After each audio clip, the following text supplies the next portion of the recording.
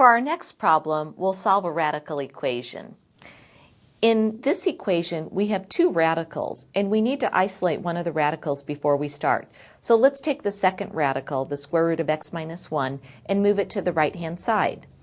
And we'll get the square root of x plus 4 is equal to 5 minus the square root of x minus 1.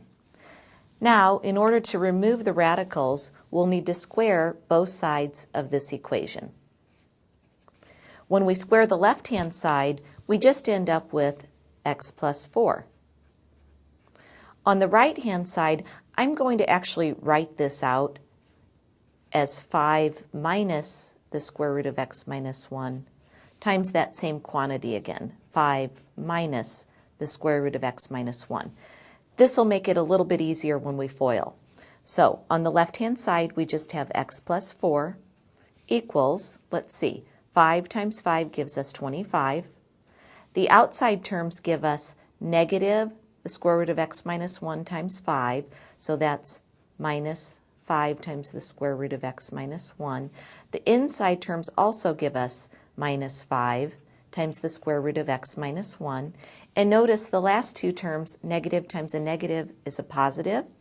The square root of x minus 1 times the square root of x minus 1 is just x minus 1. Now on the left-hand side, we have x plus 4 is equal to, on the right-hand side, notice I have 25 minus 1. I'll combine that and get 24. Then I have negative 5 times the square root of x minus 1, and another negative 5 times the square root of x minus 1. That's negative 10 times the square root of x minus 1. And then I still have plus x. Now notice in this case, even though we squared both sides of our equation, we still have one radical left. We have this radical right here, negative 10 times the square root of x minus 1. So I'm going to leave that on the right-hand side and move all the other terms to the left-hand side. So notice, if I subtract x from both sides of the equation, there will be no x term left. I have 4. When I subtract 24, I'll end up with negative 20 on the left-hand side equals negative 10 times the square root of x minus 1.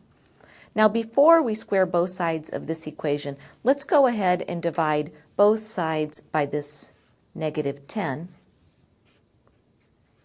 And we'll have a simpler equation. We'll have 2 is equal to the square root of x minus 1. Now we're ready again to square both sides to remove the radical. When we square both sides, on the left-hand side we have 4 equals, on the right-hand side, the square root of x minus 1, that quantity squared, just gives us x minus 1. So we have the potential solution when we add 1 to both sides that x is equal to 5. But I need to check this solution in the original equation to make sure that it's not extraneous. So let's check this solution, x is equal to 5, by substituting 5 in for x in my original equation. When I do the check, I'll have the square root of 5 plus 4 plus the square root of 5 minus 1.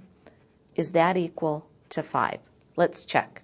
The square root of 5 plus 4 is the square root of 9, which is just 3, plus the square root of 5 minus 1 is the square root of 4, which is just 2, and that is equal to 5. That's a true statement.